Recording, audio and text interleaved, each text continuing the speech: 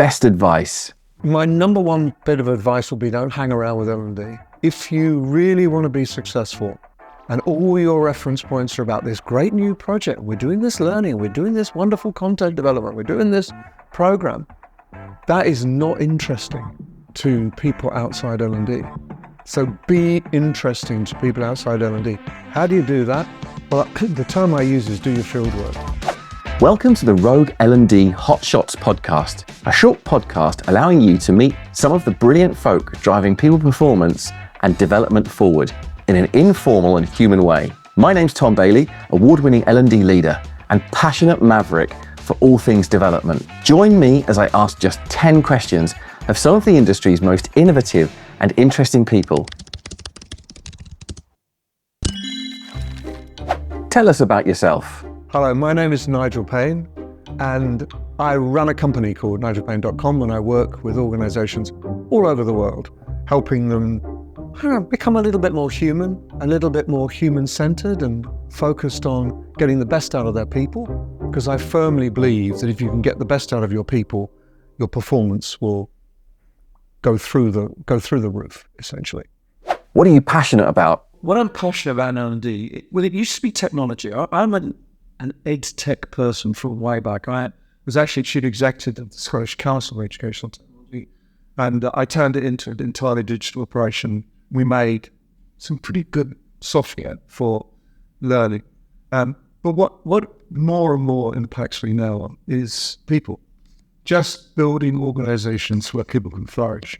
Because I have a naive belief, maybe, that if you have empowered people who are flourishing in their environment, who get up in the morning and want to go to work, feel that their work is valued, that they are valued, then they will move mountains. They can make anything work. They can make anything successful. And they will be prepared to put up with any kind of change necessary to keep the organization on its feet. So I've kind of moved away from it's all about systems and structures to it's all about people. And then when you believe that, you build the systems and structures around those people.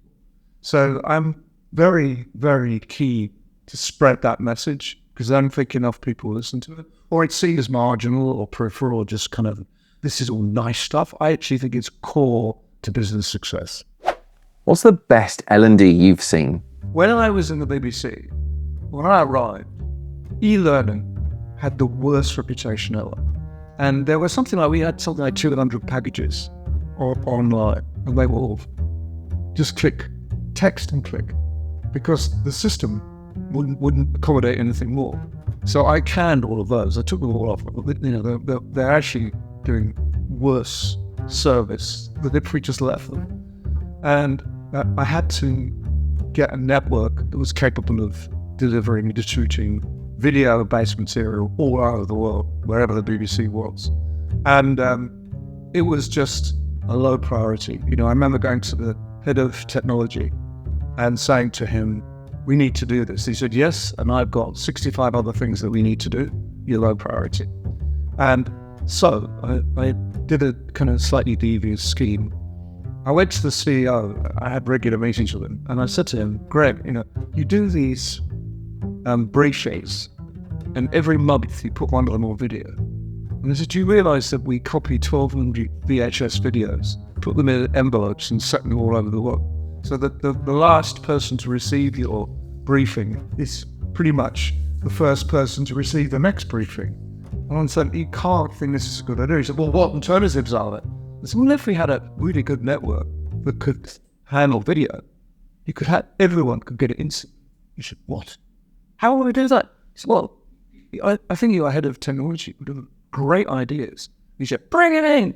So in comes this guy, John, and he said, John, we can get video all over the BBC without anything. I have my... He said, what's wrong with doing that? He goes, absolutely nothing. Jerry said, if you're prepared to prioritize it, it's 100% is a priority. We're not going to go away and do it. And sure enough, they did it using a really clever system of video caching. So they'd have these big cache servers, and then so they didn't mean they have to rewire everything or reconnect them. They just used cache servers, which were relatively cheap. But this was done in just a month or 2 months. So his briefings went out to everyone at the same time, and that liberated me. So the first thing we did was a program called Editorial Pulsing.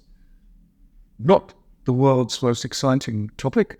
Most changes in editorial policy in the BBC were printed, given to all of the relevant staff, which is about 15,000, put in a drawer.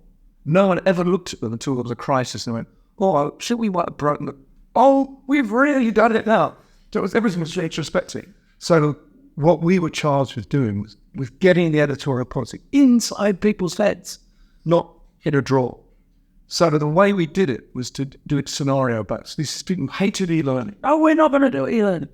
So the first bit of it was you are the editor, the producer in charge of Question Time. You're on the eve of the Iraq War. The BBC know the war is coming in the next couple of days. Can't tell anyone that because it's deadly secret. Who are you going to pick for the panel on any questions? Here are the first 4 people that you thought would go. Now you know this about the Iraq War. You want to swap them out. So there were 16 people on the list. Who are you going to swap out? Make a decision. So people are making this, and as they're making the decisions, stuff is coming in saying, no, you've got everybody anti-war. You've got to have some people pro. You can't have all conservative. All conservative. You've got to have some Labour people. It's all Labour government. Can't have all Labour. You've got to have conservative. So as you make your decisions, the time is ticking down. Final decision. So eventually you lock in your 4, and then they analyze it, and the actual producer comes on and says, these are the 4 people I picked, and this is the reason. You've only picked one of them. And I think that the people you ended up with would have made it a very difficult program. It would have made it very difficult politically for the BBC. So what we did was, we went from people going, oh, I hate e-learning, to being really engaged. It's like a competition. And the issues involved were really complex. Where do you find the resolution to those issues? No other place than the editorial policy guidelines. So we got people seeing, A, they were useful, B, the kind of scrapes the BBC got itself into and ignored them, and D, a motivation to make them come alive in terms of program choice and so on. So I was very proud of that campaign because when it went out, we all sat around thinking, we're going to have 15,000 people pressing a button at the same time. It's going to crash. What do we do when it crashes? And press the button, and it's served all the way around the BBC, and never had a glitch. We made something like 5,000 CD-ROMs just in case we could just say, well, it's on CD-ROM if you can't manage it. And we did get a few CD-ROMs up, but essentially it changed the world. So from that point on, people recognized you could do a really good, exciting, engaging job using online learning that could satisfy the entire cohort very, very quickly. In no other way could we have done that. And it became an accepted part of the culture. Favourite hand gesture? Unfortunately, I do a lot of hand gestures. The one I really like, I do a lot of this. I just find that quite empowering, just to do it. Just like, this is my point. This is what I want to say. This is how I operate. So it's definitely a really good hand gesture. I have, in BBC training, told to they can strap your hands to your side and you have to do an interview without moving your hands. It's really difficult. Very, very difficult. And they don't do that because you should never use your hands. But they do it so you don't flap your hands all over the place. Because it looks terrible when you start to lift them above chin height. So I just do this gentle gesture. And I use it all the time. One thing you didn't learn. I'm a great one for using resources. I don't think that I'm somehow ruining my life if I try and memorize don't try and memorize a route and rely on sat-nav. So I am completely controlled by my iPad, my phone, and my laptop. And if I can find a shortcut, I will find it. When I discovered hyperlinking, I read that article by, I forgot his name. I always want to say Anheuser-Busch, but they're a beer company. Something like that. Let's just pass that out, that journey. But when he said that hyperlinking was the future because making hyperlinks was the way your brain worked, the connections in your brain, you jump from thing to thing, it was like a revelation. I read that and I put it down and thought, this is me. This is how my brain works. It works by leaping. It doesn't work logically and coherent. So I'm not very good at plotting, being careful, learning things by rote, taking things one step at a time. I leap and jump. And therefore, to get me from A to B to C to D, I need devices, techniques, and a lot of those are electronic. So I switched. Like I haven't had a paper diary for 25 years. I was one of the very early adopters. I had a Palm Pilot, if anyone ever remembers Palm Pilots. And exactly, trying to use that stupid script, but I persevered. And everything is in my life is digital. Like I've written 4 books. There is virtually no paper, literally no paper. I just used the ability of an electronic device to store, retrieve, analyze, find keywords. And I found that invaluable. And it just helped me cut corners. When I see people, because I belong to the London Library, which is I think the world's oldest private lending library. And in the London Library, I see all these people, there's lots of writers. And it's like, I like funny how being amongst writers makes you write. But bizarre. Why is that? It's true. Anyway, in the London Library, I saw all these people with literally mounds of paper around them. And sometimes a notebook. And then they write in the notebook and then they go to their laptop. I go into the London Library with my laptop and with my iPad and I write. And I can be drawing on all sorts of resources. But the idea of printing stuff out and try to work logically through that printed material, I shudder at the thought of it. And I don't know how I could have ever written a book without the availability of a completely digital world. I'm a digital citizen. I always was. Proudest moment? Well, let me give you 2 proudest moments. The first one was when the team in Scotland that I was CEO, the team in Scotland won the European Multimedia Award, an Emma, and we were so convinced that we weren't going to win that we just sent one person to the award ceremony because it was too expensive. It was in Norway or Sweden or somewhere like that. So it wasn't a huge amount of distance. And we could have sent the team, but we didn't because we were convinced we weren't going to win. And we were sitting there, the rest of the team, we went out and we were at dinner and the phone rang at about, probably 10 o'clock at night, something like that, or 9:30 at night. And there's this scream from the other end, we won! And he brought back with him this beautiful glass object which had the European Multimedia Award. And that was just a validation of everything we've been trying to do up to that point. I was very, very proud of that. And the second was when the digital team at the BBC won a learning award. And the BBC didn't tend to win awards because everyone thought of us as rich, privileged, elitist, arrogant, what's-its, and therefore don't give it to the BBC. Too big to win awards. Too easy for them. But we won an award for a brilliant piece of learning that we did. So that really cheered me up to see the team. And I didn't go on stage. I was there at the dinner, and I just said, "You all go on." And I just enjoyed the moment of seeing them up there, really proud and getting some recognition, which we very rarely did from outside. It was mostly the opposite. We got sniped at from outside. So both of those things were enormous pride, of which I had so little to do with, I have to admit, so little to do with. Worst experience in L&D? One of the worst moments in my career was also at the BBC, that we were in Marylebone High Street. We had the entire building, apart from BBC London, on the ground floor, so we had a pretty good setup. But the BBC were moving out to a campus next to Television Centre and next to White City building. And they built 3 buildings speculatively. One of them became BBC Technology, another became a management building. There was this empty building. And it was facing the estate. There's a big council estate on the edge of that. And it was facing quite close to Queen's Park Rangers football ground as well. So that we put together a proposal to take on this building, and that became BBC Learning and Development. And we designed it. We built relationships with the local community. We built relationships with the football ground. We got BBC London to agree that they would put some staff there so there will be stuff coming out live from the centre, and we costed it, and we did a pretty good job, I have to say. And we spent a lot of money on putting all this together with diagrams and drawings and how we would transform the building, including a public access centre. So there's a community aspect to it inside the BBC, which didn't happen very much.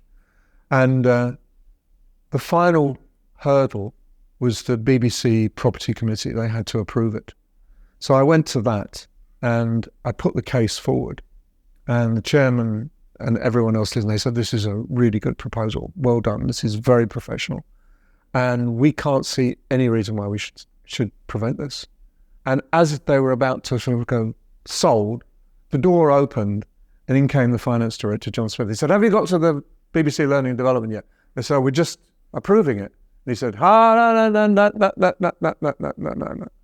He said, this building, we built it and we promised the government that it would be a building that would allow small companies to have access to BBC resources. It's designed as an enterprise building. It is not designed as a BBC building.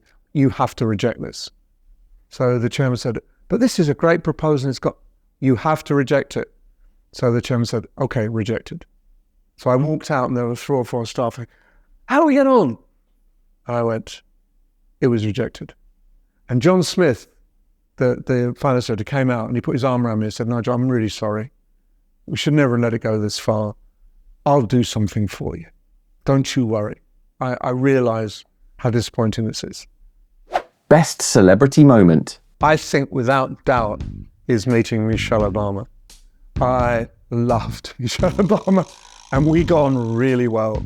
And I wanted to talk to her about the difference she made in London when she came to that very poor black girls' school in Tower Hamlets. And what I wanted to tell her was that years after, the kids still remembered her, and a lot of them had changed their aspirations based on that. But what I didn't realise was the BBC had already been back in touch with her and had been fed her all of this stuff. Because I was just taking it from the BBC saying amazing transformation in this school because of Michelle Obama. So I said, and Michelle, did you know? She looked at me. I could see the look on her face. She didn't want to disappoint me, but she also didn't want to lie. So she said, I did know. The BBC did get in touch with me. And so I'm really pleased they did that because I'm formerly in the BBC. And so we had a chat about that. And then she said, in some ways, that visit changed my life. I realised the impact I could make on people like myself who didn't have very many aspirations, didn't really think that they could do anything with their lives, and to encourage just a few made a big difference to me. So, you know, I came out of the room deeply respecting Michelle Obama, admiring her enormously, and just, she's an awesome figure. She had high heels on, but she was as tall as me. You know, she was over 6 foot and just perfect, you know, just a perfect human being, and so compassionate and caring. And I just felt in one magic moment, you know, we'd engaged for, you know, maybe 10 seconds, but that 10 seconds is very important to me. So that was, I think, one of the great moments of my life, is being with Michelle for a bit. Something you believed, but nobody else did. I think you also call it just feeling a fraud and feeling that you have to put the emperor's new clothes on in order to survive. And what I realized very early on in my career, if you don't take on that and walk around and hope everyone will say what lovely clothes, then everything just falls apart. So yes, I can resonate with that. When I was first a chief executive when I was in my 30s, so I felt young and I felt a fraud. And I felt that I didn't deserve the mantle of chief executive. But I realized very soon that whether it's visible or invisible, if you put that mantle on, you can do stuff. If you don't put it on, if you're diffident, if you don't take on the responsibility, then you're going to be destroyed. And that was an incredibly powerful learning moment in my life, that you don't actually have to have the real clothes. You just have to feel that you've got the clothes on. And if you feel that you've got the clothes on, you act accordingly. So and I've shared that lesson with lots of young people in my life when they say, oh, I'm just a fraud. Oh, I'm not really and I say, just put on the clothes and walk out there.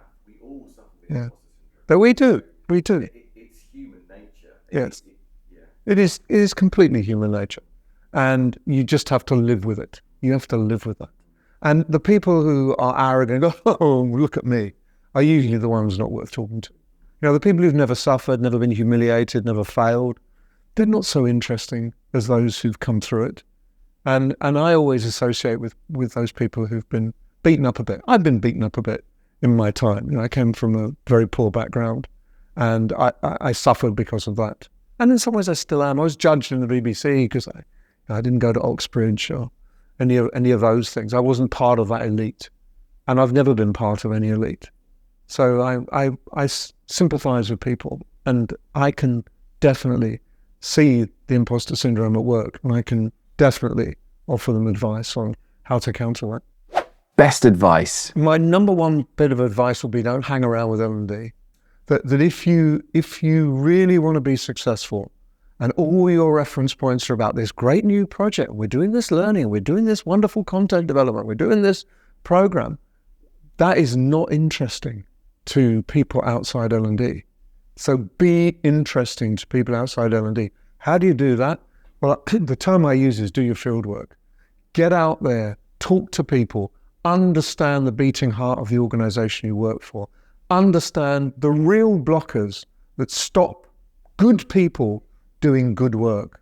And if you can remove some of those blockers, whatever they might be, if you can help the organisation achieve its mission, achieve its strategy, that is far more useful ultimately than being patted on the back and sitting there thinking, here we are in L&D, no one cares about us, no one likes us, we don't care, we'll just struggle on ourselves. Break out of that. It's a corrosive syndrome in believing that somehow L&D is a thing in itself. It is a means to an end. L&D is a means towards personal fulfillment, organisational productivity and performance.